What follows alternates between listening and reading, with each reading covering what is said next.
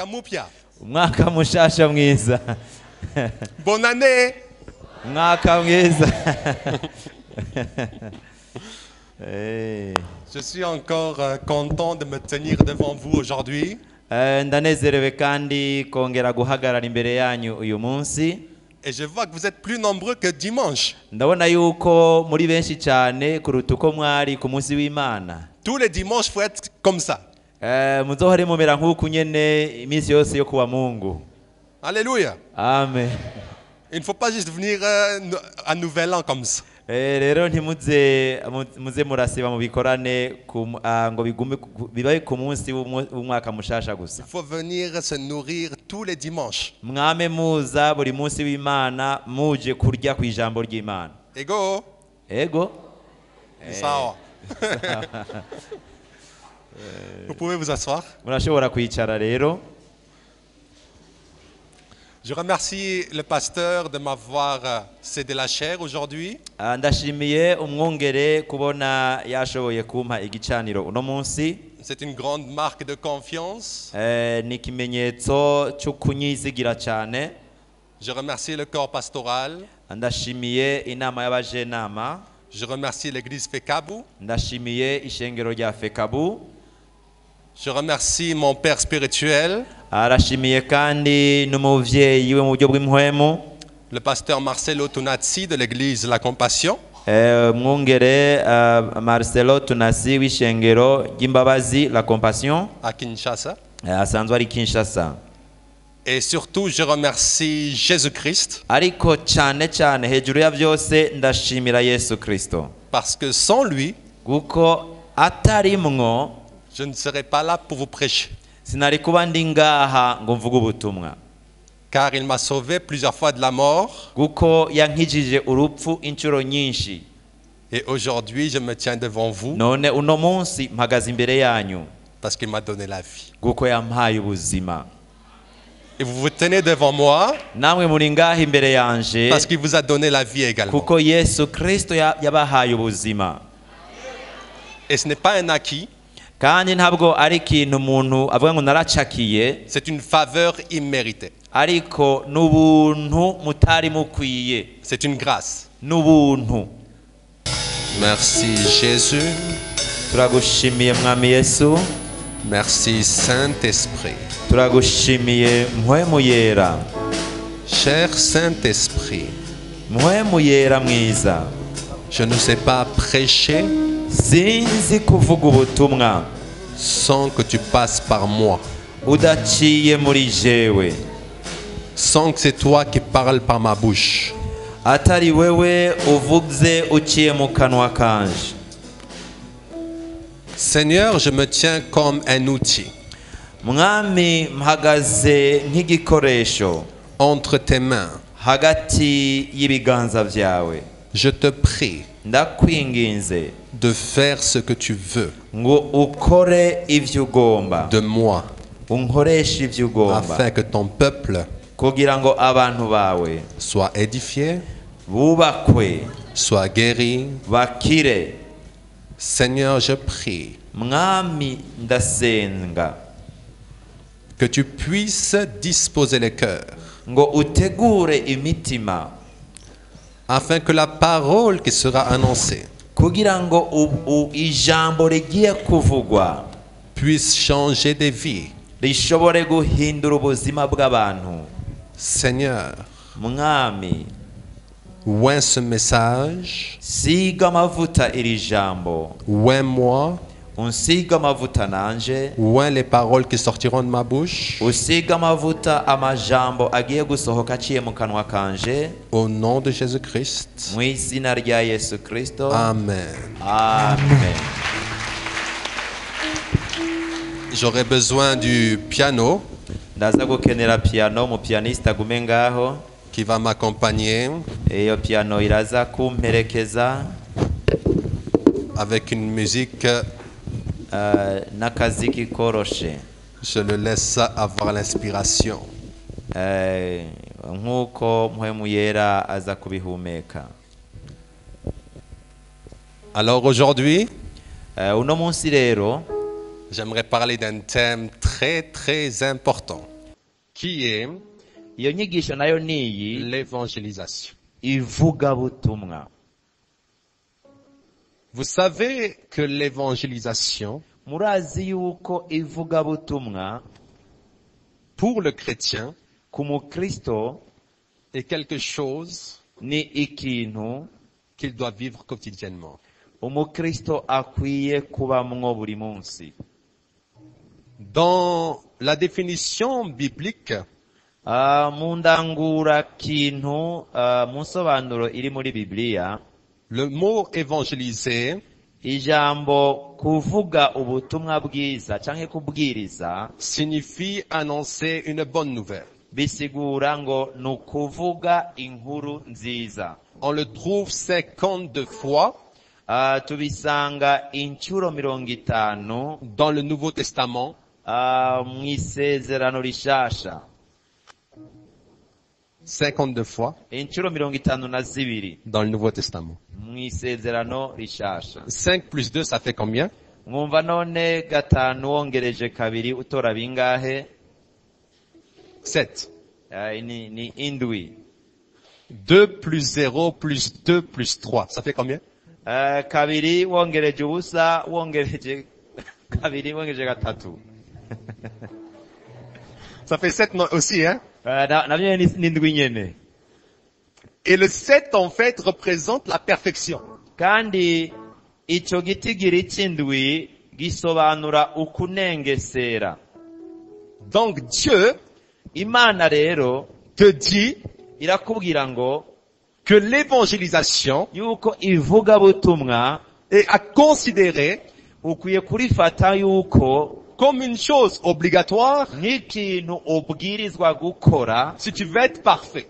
namba ugomba nawe kuba agahore.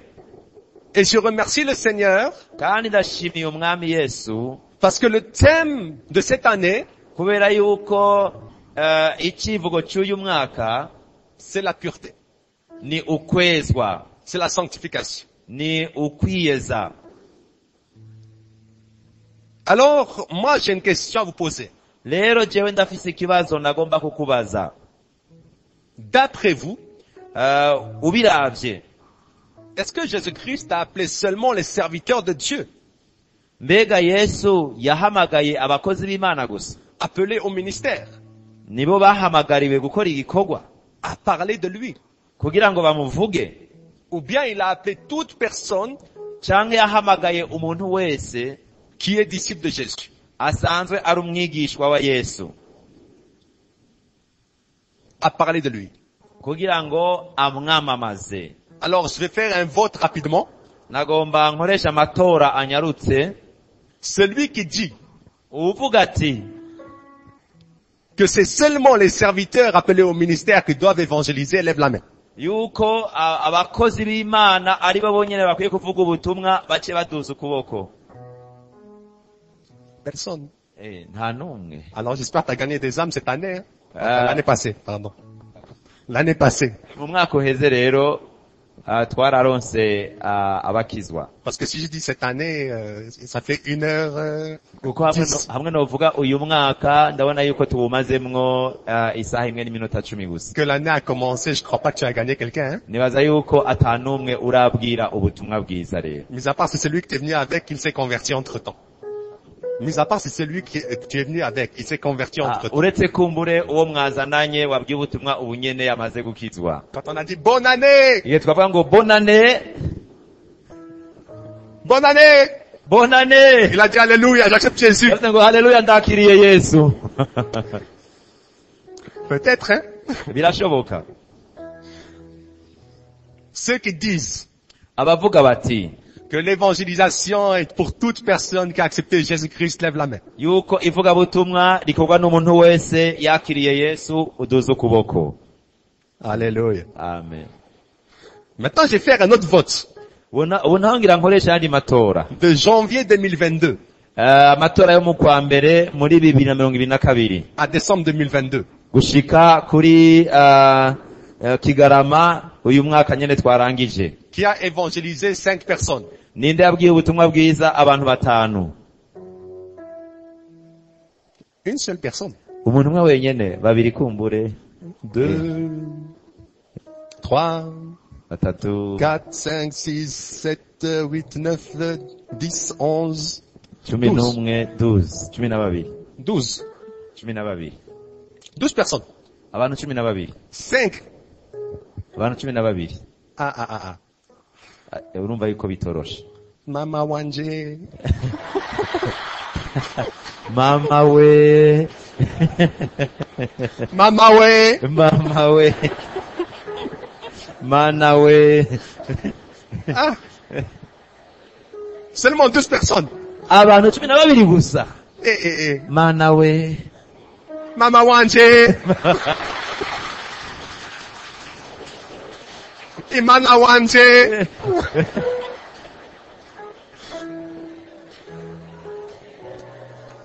Comment ça se fait que vous avez levé la main?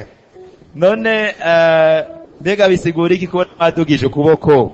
Quand on vous a dit, Igihe bababwiye l'évangélisation c'est pour qui? ngo ivugabutumwa ni ryo kwande. Vous dites pour tous ceux qui ont accepté Jésus. Mwavuze ngo rikorwa n'abakiriye umwami Yesu bose. Mais vous n'avez pas évangélisé 5 personnes. Gacu usanga nta butumwa bwiza mwabwiye abantu 5 uyu mwaka wose. Alors cette année, vous devez gagner beaucoup d'âmes. Hein? Uyu mwaka rero mukwiye kubwira ubutumwa bwiza abantu benshi mukabashikana kuri Kristo. Amen. Cette année, chaque personne Uyu mwaka buri muntu wese doit se mettre en objectif. akwiye kwishiriraho ihangiro, intumbero. Je dois évangéliser au moins une personne par jour. Wibwira uti mbwirizwa kubwira ubutumwa bwiza umuntu umwe buri munsi. Pourquoi? Kubera iki? Parce qu'à chaque fois que tu gardes silence, Kuko igihe cyose ucecetse, que tu te tais, igihe cyose wihoreye, le diable est content. Satani we abanezerewe. Le diable est content Satani abanezerewe. parce que la personne qui est en face de toi, peut-être qu'elle est égarée. Birashoboka yuko umuntu mubana canke ari hafi yawe yazimiye. Et tu as la solution pour qu'elle soit sauvée. Kandi ni ufise inyishu kugira ngo ashobore kurokoka. Et le diable aussi Satani nawe ne veut pas que tu parles ntagomba yuko uvuga. à cette personne. Ntagomba yuko ubwira ubutumwa bwiza uwo muntu. Alors lorsque tu te tais, Rero iyo wihoreye, tu arranges le diable. uba uhaye ubugiriye neza Satani. Le diable est content. Satani acanezerwa. Mais Dieu est attristé. Ariko Imana yo iba ibabaye. Parce qu'il dit ceci. Kubera ko avuga ngo Allez. Yesu yavuze ngo nimugende. Pas si vous voulez aller. Ngo ntabaza ngo ko mugomba kugenda. Non, c'est un ordre. Il dit allez. Oya ni itegeko avuga ngo nimugende. Faites de toutes les nations des disciples. Muhindure amahanga yose kuba bigishwa. Donc, si tu obéis à cet ordre, Hamwe rero wokumvira iryo tegeko, Dieu sera heureux. Imana ica inezerwa. Parce que la Bible dit Kuko Bibiliya iravuga que ce qui réjouit le plus ko ikinezereza cyane le cœur de Dieu, umutima w'Imana, ce qui fait le plus la joie dans le ciel, nukuvuga ngo igituma mwijuru bahimbaza bakanezerwa, c'est lorsqu'une âme nigihe umutima umwe qui était dans les ténèbres wari mu mwijima vient à Christ. uvuye mu mwijima ukaza kuri Yesu. Donc, ce qui est en premier, Nukuvuga ngo icyambere na mbere dans la joie gituma haba umunezero du cœur de Dieu, mu mutima w'Imana, c'est les âmes. ni imitima irokotse. C'est pas ton mariage, Ntabwo ari ubugeni bwawe, c'est pas les maisons, ntabwo ari inzu wubatse, c'est pas l'argent, ntabwo ari amafaranga mais c'est utunze. les âmes. Oya, ni imitima irokotse. Et tu peux dire, moi j'ai prié, Wovuga uti jewe narasenze, j'ai prié des heures et des heures pendant l'année 2022. narasenze amasaha n'amasaha mu mwaka wa 2022. Pose la question à ton voisin de droite. Ariko baza kino kibazo mugenzi wawe yicaye iburyo bwawe. Comment ça se fait que Dieu ne t'a pas donné le fardeau des âmes? Byagenze gute ngo Imana ntiguhe umutwaro w'imitima iriko iratikira?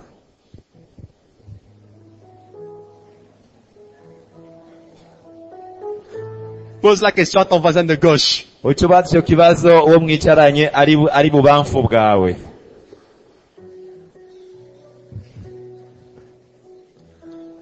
Pose la question à ton voisin de devant.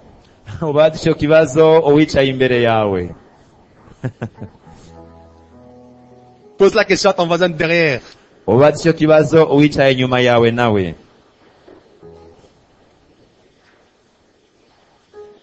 Maintenant, Ubu rero pose la question à ton voisin qui te sourit uniquement. ubaze kino kibazo umugenzi wawe yagutwengeye wenyene. S'il ne te sourit pas, tu lui dis rien. Atagutwengeye ntumubaze.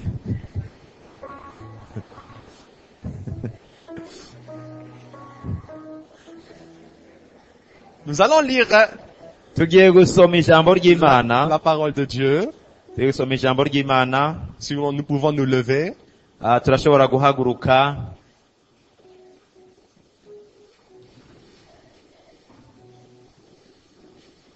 Éphésiens chapitre 6 versets 14 à 17. Turagiye gusoma icete Pawulo yandikiye Abanyefeso kigabane n'ica 6 duhere ku murongo wa 14 dushikane ku murongo wa 17. Alors debout, None rero mushikame, prenez la vérité comme ceinture, mukenyeye ukuri, mettez la justice comme cuirasse, mwambaye ukugororoka nk'icuma gikingira igikiriza, prenez comme sandale l'ardeur pour annoncer la bonne nouvelle de la paix. mwambaye inkweto z'ivyo ubutumwa bwiza bw'amahoro bibiteguza, Toujours et partout, prenez le bouclier de la foi. kandi hamwe n'ivyo vyose mwabira inkinzo y'ukwizera. Avec lui, Niyo vous pourrez éteindre les flèches brûlantes de l'esprit du mal. muzoshoboza kuzimisha imyampi ya wa mubi yose yaka umuriro. Recevez aussi le casque du salut Mwabire inkofero y'agakiza, et l'épée de l'Esprit Saint, bo n'inkota ya mpwemu yera, c'est-à-dire la parole de Dieu. niyo jambo ry'Imana. Actes chapitre 1 verset 8. Ibyakozwe n'intumwa igice ca mbere umurongo wa 18. Mais vous allez recevoir une force, Umurongo w'8 ngo ariko muzohabwa ubushobozi, celle de l'Esprit Saint, mpwemu yera niyabazako, qui descendra sur vous. mpwemu yera niyabazako. Alors vous serez mes témoins à Jérusalem, Ariho niho muzoba ivyabona vyo kushingira intahe i Yerusalemu, dans toute la Judée ni Yudaya hose, et la Samarie, ni Samariya, et jusqu'à Bujumbura, no gushitsa i Bujumbura, jusqu'au bout du monde. no gushika i Bujumbura, mu Nyakabiga. Nyakabiga, oui. Alors, vous pouvez vous asseoir, s'il vous plaît. Murashobora kwicara rero. Ces deux versets Ayo majambo dusomye montrent clairement yerekana mu buryo bugaragara neza que l'évangélisation est faite pour tout chrétien. yuko ivugabutumwa ryategekanirijwe umukristo wese. Mais dans notre génération, Ariko mu runganwe turimwo nous avons des personnes turafise abantu qui marchent pieds nus. bagenda ibirenge bisa batambaye ibirato.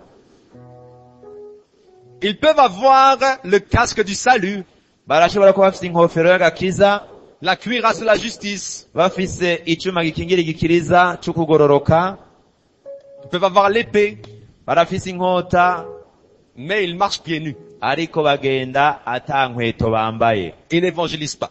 ntibavuga ubutumwa bwiza. Alors que la Bible dit ceci, Ariko Bibiliya ivuga ngo nous avons le pouvoir dufise ububasha de marcher bwo gukandagira sur les serpents, inzoka les scorpions na skorpiyo et sur toute la puissance de l'ennemi. no kunesha ubushobozi bwa wa mwansi bwose. C'est-à-dire que pour vaincre l'ennemi, Bisigura yuko kugira ngo umuntu atsinde wa mwansi tu es obligé de porter les sandales ubwirizwa kwambara inkweto de l'évangélisation. inkweto yivugabutumwa. Tu ne peux pas marcher pieds nus Ntushobora kugenda utambaye ibirato et écraser le serpent, hanyuma ngo ushobore guhonyora inzoka, le scorpion, gukandagira inzoka na parce skorpiyo, qu'il va te mordre. kuko ikigukomora Il faut mettre les sandales. ukwiye kwambara inkweto rero L'évangélisation. nibwo butumwa bwiza. J'aimerais vous donner un témoignage. Nagomba ndabashingira intahe Comment un Mwarabu, ingene umwarabu comme moi, nka jewe nkawe qui vient de Algérie, ava muri Algeria peut annoncer l'évangile ashobora kuvuga ubutumwa bwiza sur la route kwibarabara sans avoir peur de la mort. adatinya gupfa. Un jour, Umunsi umwe j'étais à une fête nari mu rubanza qui s'appelle la fête des Lumières qui a lieu à Lyon. wari urubanza rwitirirwa umuco rwabereye mu gisagara ciriyo mu Bufaransa, Voilà, en France. hariya mu Bufaransa. Et j'ai dit, je vais évangéliser. Hanyuma ndibwira nti ndagiye kuvuga ubutumwa bwiza. Cette fête rassemble 4 millions de personnes en 4 jours. Uwo munsi mukuru uhuza abantu bangana n'imiliyoni 4 bakamara iminsi 4. Alors le premier jour, je suis parti Hanyuma umunsi wa mbere ndagenda avec un groupe njanye n'umugwi w'abantu, et ils ont dit, on va distribuer les Bibles. hama turibwira duti turaza gutanga amabibiriya. Mais moi, ça m'ennuyait de distribuer les Bibles. Ça m'ennuyait de distribuer les Ariko Bibles. jewe ntabwo ntivyampimbara cane gutanga bibiriya. Alors j'ai dit, je vais proclamer la bonne nouvelle. Hanyuma jewe ndibwira nti ndaza kuvuga ubutumwa bwiza. Je me suis mis au milieu de la route. Hama mpagarara mw'ibarabara hagati. J'ai commencé, Yesu arakiza! Nabavuga nti Yesu arakiza. Yesu anaokoa! Yesu arakiza. Je prêchais. Ndavuga ubutumwa bwiza. Alors la police est venue. Hanyuma polisi baraza. Mais le plus étonnant, Ariko icari gitangaje, c'est qu'ils ont chassé ceux qui distribuaient les Bibles, mais moi on m'a pas chassé. birukanye bariko batanga bibiriya mugabo jewe ntibanyirukanye. Je continuais à prêcher. Narabandanije mvuga. Le lendemain, Bukeye bwaho, non, j'ai un autre témoignage là. yo nindi ntahe. Il y a une fille athée Hariho umukobwa atizera Imana, atemera Imana. qui m'a dit, mais tu prêches quoi? Arambaza ngo ivyo uvuga ni biki? Dieu n'existe pas. Ngo Imana ntibaho. Ok. Okay. Je lui ai dit, tu vois la barrière ici là. La barrière. Ndamubwira nti mbega urabona iyi bariyeri iri ngaha? Quelqu'un l'a créée ou pas? Mbega hari umuntu yayishizeho canke? Il me dit, oui, il y a un créateur à cette barrière. Aravuga ati ego hariho umuntu yayishizeho. Je lui ai dit, Yayiremye. entre toi là et la barrière, Hama ndabaza nti hagati yawe n'iyi bariyeri, qu'est-ce qui est plus compliqué à créer? mbega nikihe kintu kigoye kurema canke gushiraho? Il me dit, moi. Avuga ati jewe. Alors je lui ai dit, Hama ndamubwira nti tu as eu aussi un créateur. ati nawe rero afise umuntu yagushizeho. En 2 minutes, Mu minota 2 la fille commençait à dire, écoutez-le. wa mukobwa atanga ngo mumwumvirize, Dieu est vivant. Imana ni nzima. Amen. Le deuxième jour, Umunsi ugira kabiri je suis parti encore une fois pour évangéliser. ndagenda kandi kuvuga ubutumwa bwiza, Mais là, j'ai commencé à prêcher hama ntangura kubuvuga. et la police est intervenue. Hama abapolisi baraza Elle m'a chassé. baranyirukana. Alors j'avais un micro.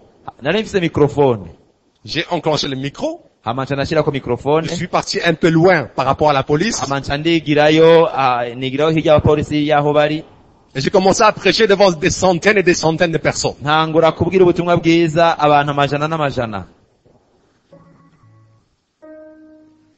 Le troisième jour, Umunsi ugira gatatu, là j'ai pris le micro, j'ai commencé à prêcher. hanyuma mfata mikrofone ntangura kuvuga kandi, Mais la police ne m'arrêtait toujours pas. ariko abapolisi ntibampagaritse kandi.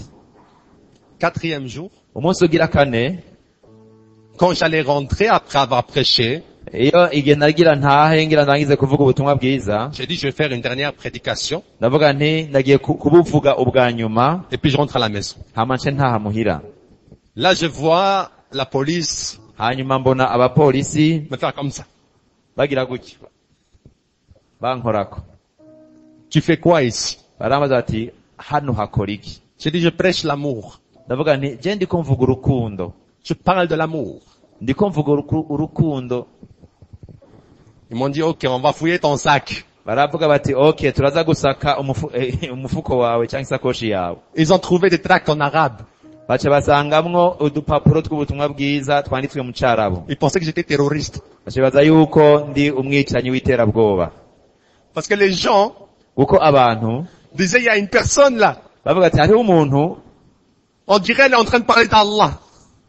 Elle est en train de parler d'Allah. menga ariko avuga Allahu y'Imana y'Abayisilamu. Mais moi, je parle pas d'Allah. Moi, je Allez. parle de Jésus. Ariko je sinavuga Allahu, navuga Yesu. Quand ils ont trouvé les tracts là en arabe, Basanze za mpapuro zivuga butumwa ziri mu isakoshi yanje zitanditse mu Cyarabu, ils pensaient vraiment que j'étais terroriste. baca bibaza yuko ndi umwicanyi. Mais je leur ai donné la traduction Ariko nca ndababwira ibyo bisobanura en français. mu Gifaransa. Ils commençaient à me dire ceci. Batangura kumbwira ibi. Comment ça se fait Ati bigenda gute que toi là, ko wewe qui as une tête d'arabe, usa n'Abarabu, tu prêches Jésus-Christ devant tout le monde. uvuga ubutumwa bwiza bwa Yesu Kristo imbere y'abantu bose? Tu n'as pas peur de mourir. Mbega we ntutinya gupfa? Tu n'as pas peur de te faire agresser. Ntutinya yuko bogutera bakakugirira nabi? Ils ont pris ma carte. Baca baratwara ikarata indanga, Ils ont vu que oui, j'étais algérien. barabona yuko ndi umunyarugeriya, Ils étaient vraiment étonnés. kandi baratangara cyane. Alors, Hanyuma ils m'ont dit, barambwira bati il faut vraiment avoir la foi pour faire ce que tu fais. ati by'ukuri umuntu akwiye kuba afise ukwizera kugira ngo ashobore gukora ibyo uriko urakora. J'ai dit oui, Dieu est avec moi. Ndavuga nti ego, Imana iri kumwe nanje. Il me dit, Barambwira bati Dieu est où? Imana iri hehe? Je dis, il est là, partout. Ndababwira nti Imana iri ngaha, iri hose. Et ses anges sont là aussi. Hein? Et ses anges sont Kandi là. n'abamarayika b'Imana nabo nyene bari ngaho nyene.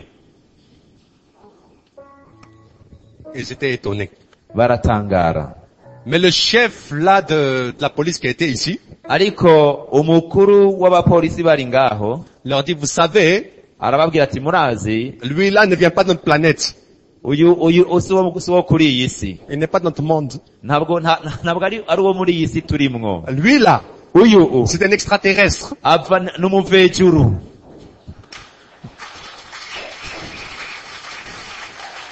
On n'a jamais vu quelqu'un, Ntiturigera tubona umuntu un arabe, umwarabu prêcher la parole devant des milliers et des milliers de personnes, avuga ubutumwa bwiza imbere y'ibihumbi n'ibihumbi by'abantu sans avoir peur, adatinya.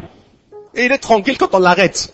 Iraba nta nubwo afise ubwoba bwo twomuhagarika. Alors leur chef, Hanyuma umukuru wabo, en hiérarchie, umukuru abakurira, leur avait dit, ramenez-le au poste.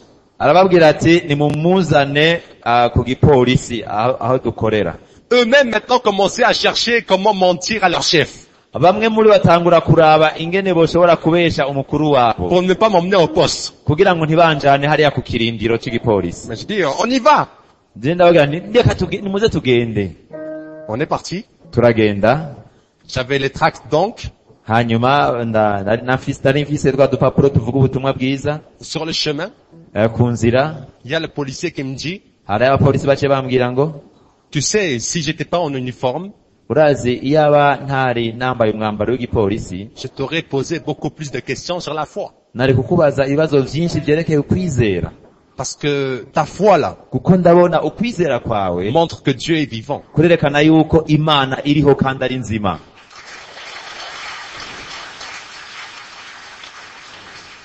Je suis rentré dans le poste. Ndagenda kuri cya kirindiro c'abapolisi. La chef maintenant me voit. Hanyuma umukuru wabo arambona, yari umukenyezi. Elle dit, mais pourquoi vous l'avez ramené?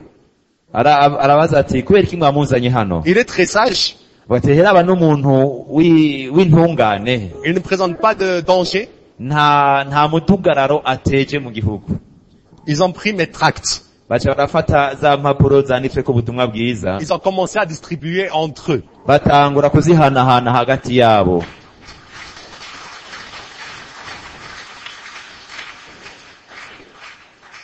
Quelques années après, Haciye imyaka mikeya, je rentre dans un restaurant. ngiye muri restaurant gufungura, Je voulais chercher à manger. nari ngiye kurondera icyo mfungura. Et en France, en fait, Hanyuma uko bimeze mu Bufaransa, tu n'es pas obligé d'aller voir le cuisinier pour lui dire, ah, tu veux manger telle et telle chose. si ngoma ngo ugende ubwire uriya mutetsi mubwire ngo ngomba kurya ibi n'ibi n'ibi n'ibi. Il y a des machines où tu peux commander. Haba hariho amamashini ugenda ugakomandiramwo ivyo ugomba kurya. Alors j'étais à une machine, j'essayais de voir qu'est-ce qu'il y a à manger. Hanyuma ngenda kuri ca cuma ngerageza kuraba ibirimwo vyo gufungura ivyo ari vyo. Mais je ne trouvais pas ce qui m'intéresse. Hanyuma sinasangaho ivyo ngomba. Il y avait un groupe de filles à côté de moi Hariho umugwi w'abakobwa bari iruhande yanje, qui étaient assis à table. bari bicaye ku meza. Alors une des filles Hanyuma umwe muri abo bakobwa a commencé à voir. atangura kuraba kuri telefone yiwe, yari yabonye ubutumwa bwanje bwo kuri Instagram, aca arabaza ngo ni wewe?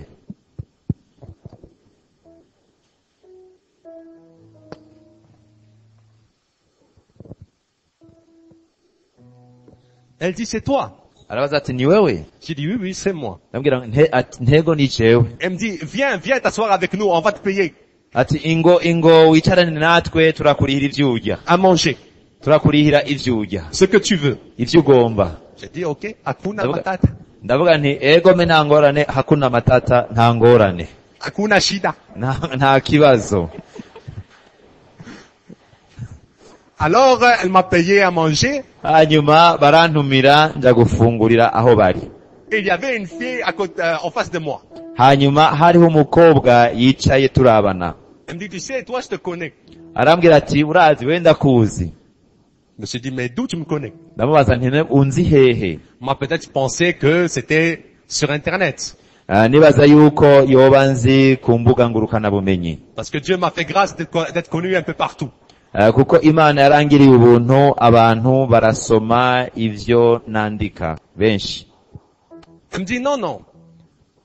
Le jour de la fête des Lumières, Aravuga ati oya, ati wa munsi wa rwa rubanza rukuru rwitiriwe umuco, quand tu étais en train de prêcher, iri gihe wari kuravuga ubutumwa bwiza muri rya koraniro, j'ai décidé de me convertir. naciye mpitamwo gukizwa. Parce que j'ai vu Kuko narabonye que tu as vécu yuko wabayeho, Jésus-Christ. wabanye na Yesu, Quand on wahuye na vit, Yesu. quand on vit Jésus, quand on vit Jésus, Iyo umuntu abanye na Yesu, on ne peut pas rester silencieux sur une chaise à l'église. iyo umuntu yahuye na Yesu ntashobora kwicara ngo atekereze ku ntebe mw'ishengero. La Bible dit Biblia iravuga que le Saint-Esprit en nous yuko muhemu yera ari muri twebwe, va faire en sorte akora ku buryo que nous puissions être les témoins de Jésus. tubwirizwa kuba ivyabona vyo gushingira intahe Kristo. À Bujumbura, Aho i Bujumbura, à Kinshasa, n'i Kinshasa, à Gitega n'i Gitega, et partout dans le monde. no hose hirya no hino mw'isi. Tu ne peux pas dire avoir le Saint-Esprit Ntushobora kuvuga yuko ufise muhemu yera, et le Saint-Esprit te garde la bouche fermée hanyuma akakugumiza akanwa kazibiye. devant les âmes qui se perdent autour de toi. Imbere y'abantu imitima yabo iriko iraja muri Gehenomu. Tu ne peux pas prier des heures Ntushobora gusenga amasaha n'amasaha et ne pas avoir le fardeau des âmes. udafise umutwaro w'abariko barahona. Tu ne peux pas adorer le Seigneur pendant des heures Ntushobora guhimbaza Imana amasaha n'amasaha et ne pas avoir le fardeau des âmes. udafise umutwaro w'imitima iriko irahona. Parce que c'est ce que Dieu veut. Kuko nico Imana igomba. Le plus, Ikihambaye cyane c'est que le maximum d'âmes soient sauvées. nuko imitima myinshi ikwiye gukira. Imaginez ceci. wiyumvire ibi, Un médecin umuganga trouve le vaccin aratoye urucanco rw'ingwara kanaka, contre le sida. urucanco ruvura ingwara ya sida. Qui connaît le sida ici? Ni bande bazi umugera wa sida hano? Nta n'umwe awuzi? Navuze abahuye nawo, abawuzi. Un peu seulement. Mama Nangai, Mana we. Mama Nakufi.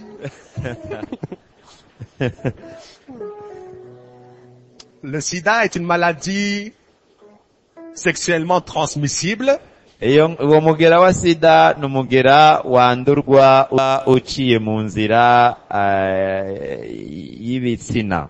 C'est une maladie qui donne la mort. Ni ingwara ishobora kwica umuntu. Et c'est une maladie qui n'a pas de traitement, Kandi ni ingwara, ni virusi itagira umuti. qui éradique Ni ingwara irandura. cette maladie. Ni ingwara yica. C'est-à-dire c'est une maladie incurable. Nuvuga ngo ni ingwara idakira. Mais aussi, Ariko kandi ça peut se transmettre par le sang.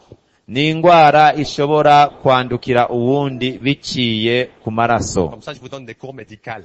Hein? Ndiko ndigisha ivy'ubuganga. Je peux pas dire maintenant que je connais pas. Hein? Ubu ntuzovuga yuko rero sida utayizi. Imaginez alors Rero mwiyumvire qu'un médecin trouve le vaccin yuko habonetse umuganga atora urucanco rw'umugera wa sida. contre le sida. Habonetse umuganga atoye urucanco rw'umugera wa sida. Il le met dans son frigidaire. Il le met dans son frigidaire, dans son frigo. Okay. Hanyuma ayishize rero muri ca cuma gikanyisha arico frigo. Il ouvre chaque jour la porte. Yama yugurura buri munsi umuryango w'iyo frigo, Il regarde le vaccin. akaraba ya vaccin rwa rucanco, Il dit, waouh, je suis fort. avuga ati ndakomeye cyane, J'ai trouvé la solution naratoye inyishu y'ikibazo, au sida. ikibazo ca sida. Mais au lieu de partager Aho kubisangiza abandi le vaccin urwo rucanco aux autres, ngo arumenyeshe abandi, il le garde pour lui. aragwibikiye wenyene. Et pendant ce temps, Hanyuma muri iyo myaka il y a des milliers et des milliers de personnes qui meurent du sida dans le monde. hariho abantu ibihumbi n'ibihumbi bariko baricwa n'umugera wa sida mw'isi. Est-ce que ce médecin-là est un bon médecin? Mbega mwumva uwo muganga n'umuganga mwiza? Qui dit que c'est un bon médecin? Ni bande bemeza ko atari umuganga mwiza? N'umuganga mubi? C'est un bon médecin. Ntabwo ari umuganga mwiza. Qui dit que ce médecin-là est un mauvais médecin? Ni bande bavuga yuko uwo muganga ari umuganga mubi? Mais tu es ce médecin. Ariko nawe uri uwo muganga nyene, uwo muganga ni wewe. Quand tu n'évangélises pas, tu es ce médecin. Guko utavuga ubutumwa bwiza, uwo muganga ni wewe. Toi, tu regardes Jésus. Wewe uri ngaho uravuga Yesu. Imana, Imana, Yesu, Yesu, Yesu wanje. Yesu ni wanje. Mais au lieu de partager Jésus, Ariko aho kumubwira abandi, toi, tu gardes Jésus pour toi. ucumugumiza mu mufuko. Kamwibikira. Et des gens Hagati aho abantu, sont en train d'aller en enfer hariho abantu bariko baraja mu muriro, alors qu'ils t'ont croisé. kandi barahuye nawe. Mais tu as préféré te taire. Ariko wahisemwo kwihorera. Parce que tu n'as pas voulu déranger leurs convictions religieuses. Kuko ntiwagombye gukakaza ukwizera cyangwa ukwemera k'umuntu kw'idini. Vous voyez, moi, Murabona jewe, je suis l'une des personnes les plus haïes dans l'islam. jewe ndi umuntu yankwa cyane muri Islam. Il y a des gens qui veulent me tuer dans le monde. Hariho abantu bagomba kunyica mw'isi. Parce que je leur dis, Yesu Kristo anayeokoa. Uko ndababwira yuko Yesu Kristo akiza. Je leur dis, Jésus sauve. Ndababwira nti Yesu arakiza. Mais Mohamed ne sauve pas. Hein? Mohamed ne sauve pas. Ariko Muhammad ntabwo akiza. C'est Jésus qui sauve et c'est Jésus uniquement. Yesu niwe akiza kandi niwe akiza wenyene. Il n'y a pas d'autre nom qui a été donné Nta rindi zina rihari ryatanzwe aux hommes ryahawe abantu pour être sauvés bakwiye gukirizwamwo que le nom de Jésus. ni izina rya Yesu gusa. Alors eux n'aiment pas ça Bo ntibabikunda ivyo parce que ça les dérange beaucoup. kuko ico kirabanyiganyiza. Il y a par la grâce de Dieu beaucoup qui sont sortis de l'islam parce que je leur ai dit la vérité. Ariko kubw'ubuntu bw'Imana hari benshi bavuye muri Islamu kubera ko nababwiye ukuri. Mais imaginez que j'aurais fermé ma bouche Wiyumvire hamwe noba narugaye akanwa kanje simvuge pour ne pas déranger leurs convictions kugira ngo sindabahungabaniriza ukwizera kwabo, ou par peur d'être agressés. canke nkatinya yuko boshobora kungirira nabi. Ces personnes-là ne seraient pas sauvées aujourd'hui. Abo bantu uyu munsi ntibaba barakijijwe. Je pense que ici, Nibaza yuko hano il y a des personnes de plusieurs quartiers de Bujumbura. hariho abantu bava mu makartie atandukanye y'Ibujumbura. Peut-être même qu'il y a des personnes qui sont de l'intérieur du pays. Hari n'igihe usanga hariho n'abaje bava ruguru. Mais moi j'ai une question à te poser. Ariko jewe ndafite ikibazo cyo kukubaza. Jésus-Christ t'appelle à être la lumière du monde. Yesu Kristo araguhamagara kuba umuco w'isi. Est-ce que tu as gagné une âme dans ton quartier? Mbega mu gisagara canke quartier ubayemwo hari umuntu umaze gushikana kuri Kristo akihana? Parce que c'est pas un slogan de dire je suis la lumière du monde. Guko ntabwo ari icivugo cyo kuvuga ngo jewe ndi umuco w'isi. Il faut que ce soit une vérité. Bikwiye kugaragara mu kuri. Si tu n'évangélises pas, Namba utavuga ubutumwa bwiza, tu ne peux pas être une lumière. nturi umuco.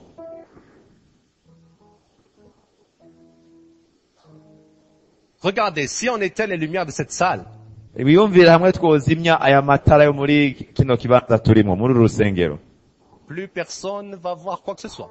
nta muntu yosubira kubona ikintu na kimwe. C'est vrai, non? Sivyo none? Il y aura les ténèbres. Haca haza umwijima canke umwiza. Mais grâce aux lumières, Ariko kubera uwo muco uhari, nous pouvons nous voir. turashobora kubonana.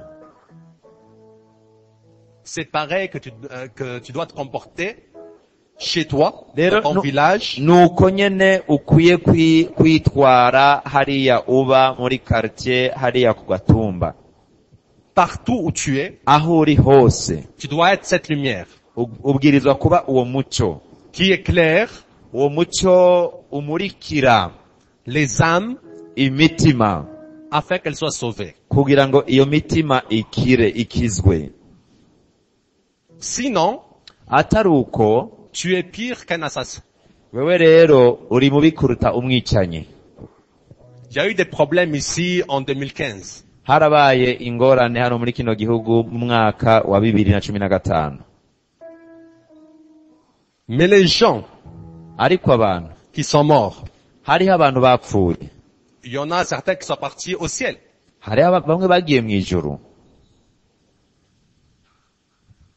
Mais si toi, Ariko namba wewe tu n'évangélises pas, utavuga ubutumwa bwiza, tu ne parles pas de Jésus, utavuga Yesu, les gens abantu vont aller en enfer. bazoja mu muriro. Donc tu es pire qu'un assassin. Rero wewe uri mubi kuruta umwicanyi. Parce que la conséquence Kuko ingaruka mbi de ton silence, zo guceceka kwawe c'est la perte des âmes.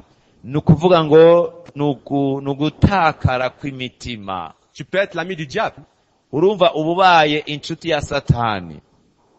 Parce que ton silence Guko uguceceka kwawe fait plaisir à Satan. kunezereza Satani. Mais si tu veux maintenant Ariko namba ugomba uno munsi être l'ami de Dieu, kuba umukunzi w'Imana, sois nube quelqu'un qui témoigne de Jésus partout où il va. umuntu ashingira intahe Yesu Kristo aho aja hose. La Bible dit, Biblia iravuga nous l'avons vaincu titwamuneshesheje par le sang de Jésus amaraso y'abamwagazi w'intama ariwe Yesu Kristo et par le témoignage. n'ijambo ryo gushinga intahe. Par le témoignage. Intahe, gushinga intahe. Partage ton témoignage bwira intahe yawe y'ivyo Yesu yagukoreye ubwira abandi. de ce que Jésus-Christ a fait dans ta vie. Bwira intahe yawe y'ivyo Yesu yagukoreye mu buzima bwawe uyibwira abandi. Nous allons lire quelques versets avant de finir. Tugiye gusoma imirongo mikeya imbere yo kurangiza. Romains 10, versets 9 à 11. Dusome hariya mu Baroma 10. 10, Abaroma 10 versets 9 à 11. umurongo w'icenda dushikane ku murongo w'11. Je vais le lire dans une version Agomba gusoma mu nyandiko ya Bibiliya qui est différente des autres. inyandiko canke isobanuro itandukanye n'izindi. La version là s'appelle Parole de vie. Iyo nyandiko yitwa ijambo ry'ubugingo Parce que ça traite vraiment kuko ni inyandiko canke se n'isobanuro ya Bibiliya ivuga neza, de l'évangélisation. ivuga ku ivugabutumwa. Ça dit ceci. Haravuga ngo Est-ce que ta bouche affirme devant tous que Jésus est le Seigneur? ngo mbega akanwa kawe karemeza imbere ya bose yuko Yesu Kristo ari we mwami? Ça, c'est la première question. Ico ni ikibazo ca mbere. Deuxième question. Ikibazo ca kabiri, Est-ce que tu crois dans ton cœur que Dieu l'a réveillé de la mort? mbega urizera mu mutima wawe yuko Imana yamuzuye mu bapfuye? Dans ce cas, Muri ico gihe si tu réponds oui aux deux questions, niwishura ego kuri ivyo bibazo vyompi bibiri, tu seras sauvé. uzokizwa. En effet, Kukaba nkako quand nous croyons de tout notre cœur, iyo twizera mu mutima wacu wose, Dieu nous rend justes. Imana ica idutsindanishiriza. Quand nous affirmons notre foi devant tous, Iyo twemanga ukwizera kwacu imbere ya bose, il nous sauve. Imana iradukiza. Oui, les livres saints disent, Ego ivyanditswe vyera biravuga ceux qui croient en lui yuko abamwizera bose ne le regretteront pas. ntibazokwigera bicuza. Et je vais lire une citation Nagomba mvuge amajambo umuntu yavuze, d'un homme de Dieu umuntu w'Imana qui s'appelle Charles Spurgeon. yitwa Charles Spurgeon. N'avez-vous jamais désiré que d'autres soient sauvés? Mbega mwarigeze kumva mwipfuza yuko abandi bokizwa? Alors vous n'êtes pas sauvés vous-même, Ari uko rero mutarigera muvyiyumvira, namwe ubwanyu ntimurakizwa. soyez-en certains. Mubimenye neza. Donc l'évangélisation Rero ivugabutumwa est une obligation. ni itegeko, nibwirizwa. Que Dieu vous bénisse. Imana ibahezagire. Amen. Je vais aujourd'hui faire 3 appels. Uyu munsi ngomba mpamagare abantu batatu. Le premier appel Umugwi wa mbere mpamagara est pour une personne n'umuntu qui se dit, yibwira mu mutima, je veux commencer mon année avec Jésus-Christ. avuga ati ndagomba gutangurana uyu mwaka na Yesu Kristo. Je veux arrêter les péchés Ndagomba guhagarika ivyaha et rentrer dans mon année hanyuma ninjire muri uyu mwaka mushasha, de sanctification, ninjire mu mwaka w'ukwezwa dans l'amour de Dieu, mu rukundo rw'Imana, la crainte de Dieu. mu kubaha Imana. Je veux aujourd'hui Uyu munsi ndagomba cesser l'hypocrisie guhagarika uburyarya, et donner ma vie à Jésus aujourd'hui. hanyuma nshire ubuzima bwanje mu maboko ya Kristo Yesu. Si tu es là, Namba uri ngaha, je t'invite à t'approcher devant, je vais prier pour toi. ndaguhamagaye ngo wegere hano imbere kugira ngo ndagusengere. N'aie pas peur, Ntutinye n'aie pas honte. kandi ntugire isoni. Il est très important Iki kirahambaye cyane, de réellement marcher avec Jésus-Christ kugendana na Yesu vy'ukuri, dans la sanctification, mu kwezwa dans l'obéissance. no mu kumvira. Mes frères, mes sœurs, Bene data bashikanje barumunanje, nous voyons le monde aller de pire en pire. turabona isi iriko iragenda yononekara, Et ça doit nous alerter kandi ibyo bikwiye gutuma tuba maso que Jésus-Christ yuko Yesu Kristo est à la porte. ari ku rugi. Alors aujourd'hui, Uyu munsi rero tu dois prendre ta vie ukwiye gufata ubuzima bwawe, chrétienne ubuzima bwawe bwa gikristo, avec sérieux. ukabuha agaciro, Marcher ukagendana avec Jésus-Christ, na Yesu Kristo, avec crainte. ukagendana na Yesu Kristo ufise ugutinya icyaha. Alors je t'invite, Ndaguhamagaye rero, peu importe ton âge, utitayeho imyaka ufise ingene ingana, même si tu n'as jamais accepté Jésus-Christ dans ta vie, birashoboka yuko utari bwigere wakira Yesu Kristo ngo wihane mu buzima bwawe. Jésus-Christ t'appelle à lui aujourd'hui. Uyu munsi Yesu Kristo araguhamagaye. Alors viens, approche-toi devant, Rero nuze ugomba kwihana ubwa mbere ushike hano, je vais prier pour toi. ndagomba kugusengera. N'aie pas peur. Ntutinye. Vous savez, beaucoup ont peur du regard des gens. Urazi hari abantu benshi batinya amajambo y'abantu, Mais crains plutôt ariko icyo wari ukwiye gutinya le regard de Dieu. ni ugutinya inyonga z'Uhoraho. La Bible dit, Bibiliya iravuga n'ayez pas peur ati ntimutinye de ceux qui tuent bajya bashobora kwica le corps mais qui ne peuvent pas tuer l'âme. bashobora kwica umubiri ariko ntibashobore kwica umutima, kwica ubugingo. Mais craignez plutôt Ariko mutinye kurusha celui qui peut faire périr l'âme et le corps dans la Jehenne. wa wundi ashobora gufata umubiri n'ubugingo akabihenebereza muri Gehenomu. Donc aujourd'hui, Rero uyu munsi n'aie pas peur des regards des gens. ntutinye amaso y'abantu, Mais dis-toi plutôt, ariko wibwire mu mutima wawe, si tu meurs maintenant, mbega hamwe wopfa uno munsi, est-ce que tu vas partir au ciel? mbega woca uja mu ijuru, Ou est-ce que tu vas partir en enfer? mbega canke woca uja mu muriro? Si tu réponds, je ne sais pas la question, Namba wovuga uti jewe sinzi iyo noja, c'est que tu n'es pas sauvé. bisigura ko utarakizwa. Et je t'invite à t'approcher devant. Kandi ndaguhamagaye ngo utere intambwe uze hano imbere, Parce que celui kuko uwo qui est réellement en Jésus-Christ uba uri muri Kristo Yesu vy'ukuri est sûr de sa destination finale, abazi neza aho azoja niyapfa, qui est la vie éternelle. ari bwo bugingo budashira. Nous allons prier. Tugiye gusenga. Simplement répétez après moi. Mwebwe mugomba kwakira Yesu ubwa mbere. Abagomba kwakira Yesu ubwa mbere muduza amaboko. Ubutari bwihane aje kwihana gushasha. Agomba kwakira Yesu, agomba gukizwa, aduze ukuboko. Ntiwari bwihane, ntiwari bwakire Yesu, uragomba bagusengere wihane, uduze ukuboko. Yeah.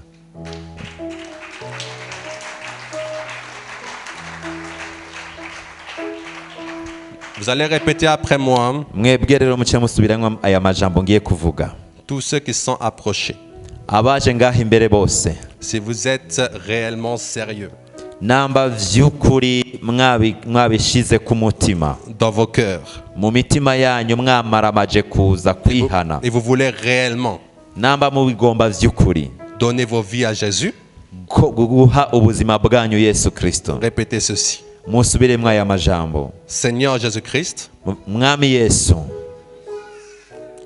aujourd'hui, uyu munsi je t'accepte ndakwakiriye comme mon Seigneur nk'umwami et Sauveur n'umukiza personnel. mu bugingo bwanje. Je te demande pardon Ndagusavye imbabazi pour tous les péchés que j'ai commis. ku vyaha vyose nakoze, Et je crois kandi ndizeye que ton sang ko amaraso yawe qui a été versé à la croix amwe yaseseka ku musaraba ne l'a pas été en vain. atasesekeye ubusa. Je crois que ton sang ndizera ko amaraso yawe qui a coulé par amour pour moi yasesetse agatemba kubw'urukundo nkunda me lave de tous les péchés. ayo maraso anyoze ibyaha byose. Je crois de tout mon cœur ndizera n'umutima wanje wose que tu as été ressuscité d'entre les morts ko wazutse mu bapfuye, et par conséquent, kandi ko kubera iyo mvo nyene moi qui étais mort dans les péchés, jewe nari napfiriye mu vyaha, aujourd'hui je vis en toi. uyu munsi ndi muzima muri wewe. Cher Saint-Esprit, Mpwemu yera mwiza, viens habiter en moi ngwino ube muri jewe, et dirige-moi hanyuma undongore dans toute la vérité. mu kuri kose. Au nom de Jésus-Christ, Mu izina rya Yesu Kristo, Amen. amen, amen. Est-ce qu'il y a des personnes qui ont donné leur vie à Jésus-Christ pour la première fois? Levez la main. Abantu mukijijwe ubwa mbere muduze ukuboko kwanyu. Ok. Donc il faudra prendre des noms. Reka mwege muce mukwirikira pastori hajya, mumusange hajya, mwege mwakiriye Yesu, mwege babiri muganire na pastori hajya abafashe. Les autres, Abandi je vous invite à considérer votre vie chrétienne, nagomba ndabasabe ngo mufate nkama ubuzima bwanyu bw'umukristo, à venir à l'église, mukomeze kuza mu ishengero, à prier, musenge, à lire la Bible musome ijambo ry'Imana ryo Bibiliya quotidiennement. buri munsi, Soyez disciplinés avec Dieu. hanyuma mube abantu mufise indero imbere y'Imana. Vous pouvez retourner à vos places. Musubire mu bibanza vyanyu. Que Dieu vous bénisse. Imana ibahezagire. Ici. Nanje nagiriwe ubuntu muri ivyo bisata bitatu nababwiye.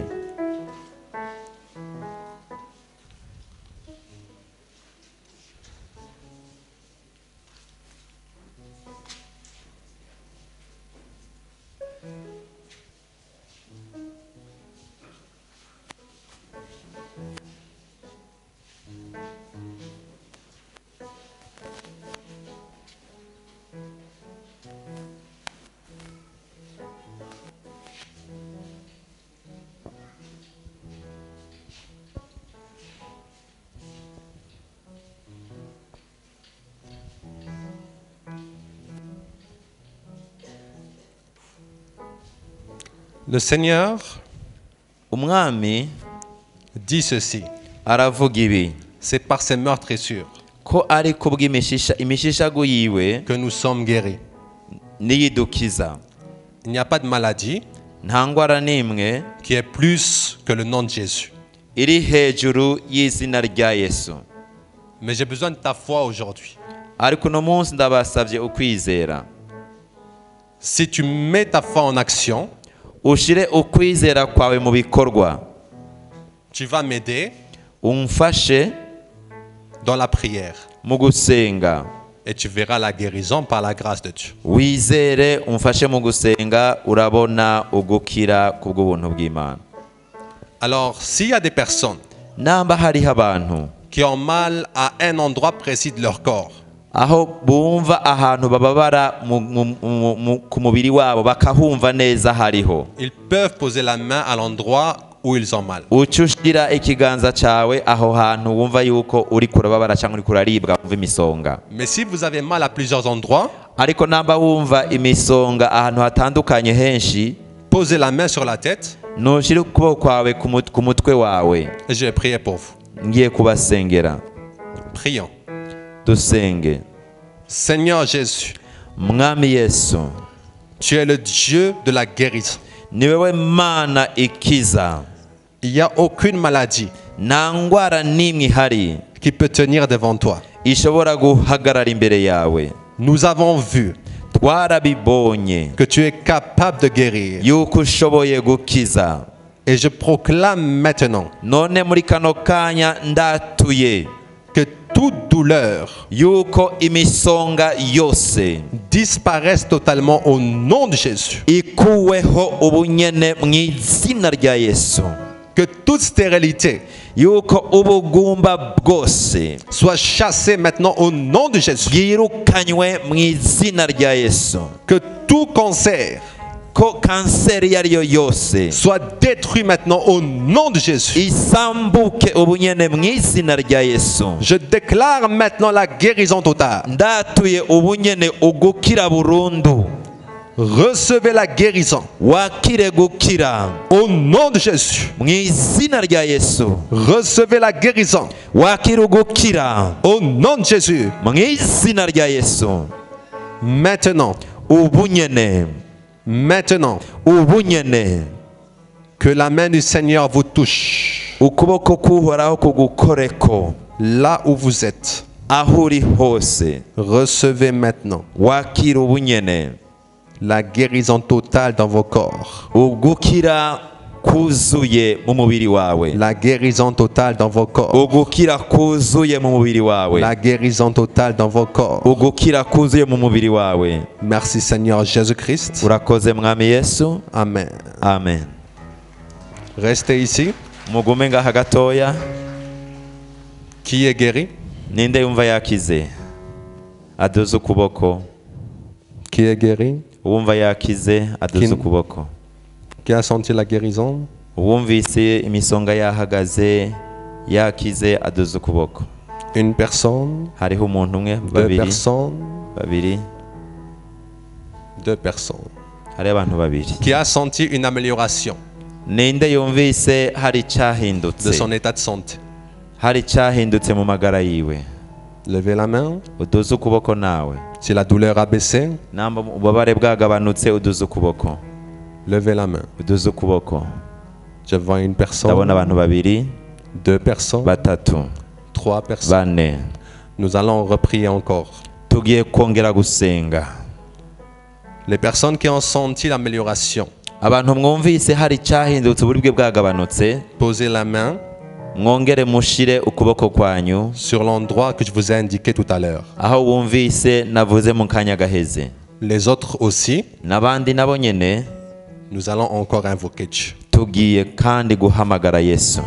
Seigneur Jésus-Christ, mwami Yesu Kristo, je proclame maintenant ndatuye ubunyene la guérison totale ugukira kuzuye de toute douleur, ku misonga yose, de toute douleur, ku misonga yose n'uburibwe de bwose, toute douleur, ku buribwe bwose, de tout cancer, kuri kanseri yose, de toute stérilité.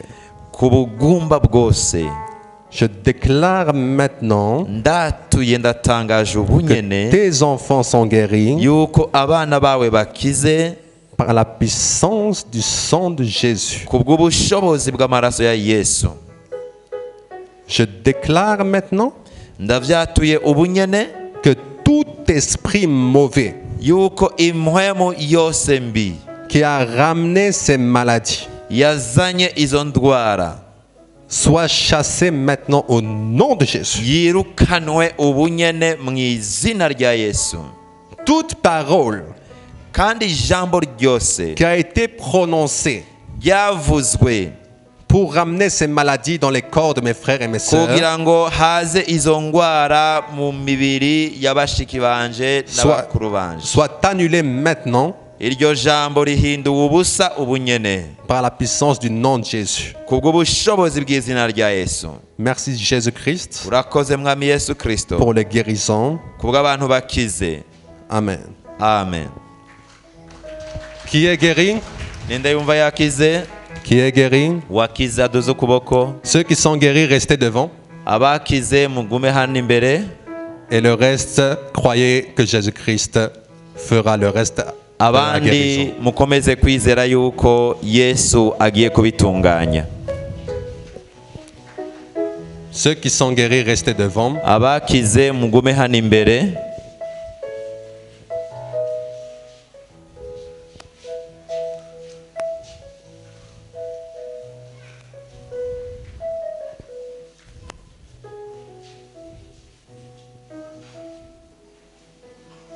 venez ici. abakize mwegere ngaho imbere.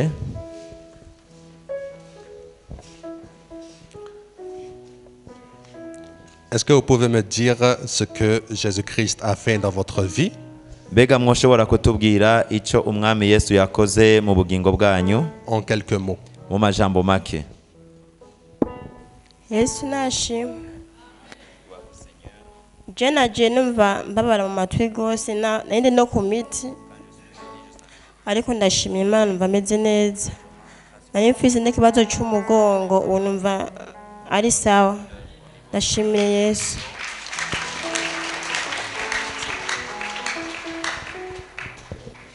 Yesu ashimwe cyane. Yesu ashimwe kandi nukuri jewe nari maze iminsi ngwaye malaria, ndanywa imiti itandukanye numva birase kuko nari maze umwaka n'igice amarori ntakiyambara. Uyu munsi rero ndumva ko byase gose, hamace nza kwa muganga kwipimisha amaso, barantora amaso. Mugana ubwo nafashe imiti nkambara n'amarori naguma numva kuntuze ku bitugu mbabara, numva n'imisonga mu maso, mugama uwo mwanya numva atanakiwe. Nuko Yesu ashimwe.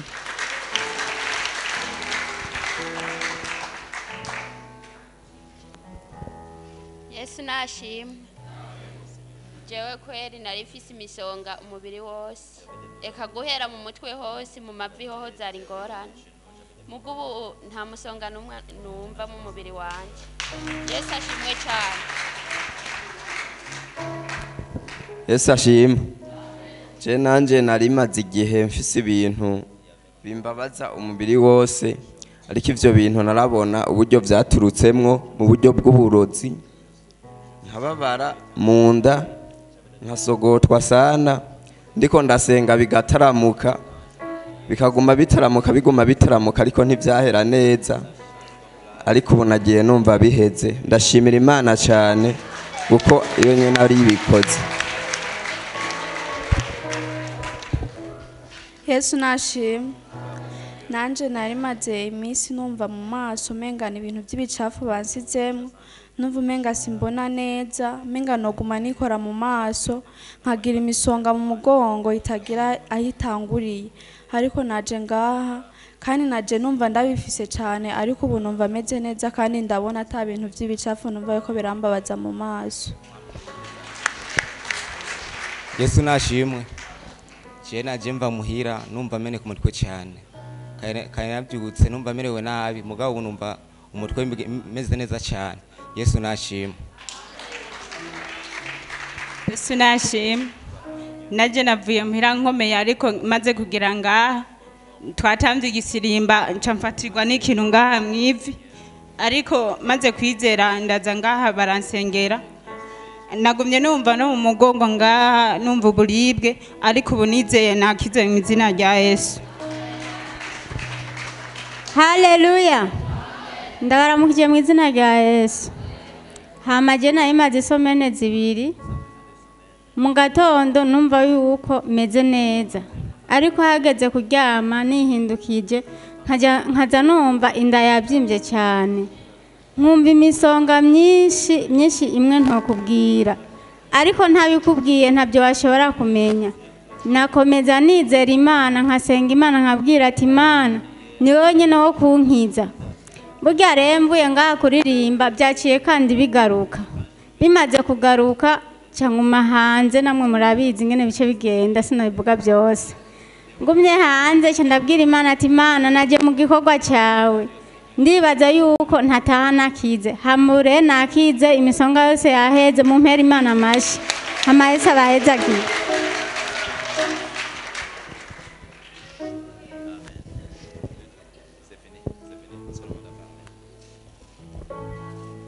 Est-ce que c'est Jérémie qui a guéri ces personnes? Mbega ni Yeremiya yakijije abo bantu? Non. C'est qui? Ninde? J'ai pas compris. Sinavyumvise neza. C'est qui? Ninde? J'ai pas compris. C'est qui? Sinavyumvise ninde? Alléluia. Amen. Jésus est le Dieu vivant. Yesu niwe Mana nzima. Et c'est le seul véritable Dieu. Kandi niwe Mana y'ukuri yonyene. Alors je vous invite tous à vous lever. rero ndabasabe mwese muhaguruke Amashimashi. hama tudukomere Yesu amashi. Alléluia. Hallelujah, hallelujah, hallelujah, hallelujah, hallelujah. Hallelujah, hallelujah, hallelujah. Que Dieu vous bénisse. Imana ibahezagire cyane. Murakoze cyane. Murakoze cyane, Imana ibahezagire.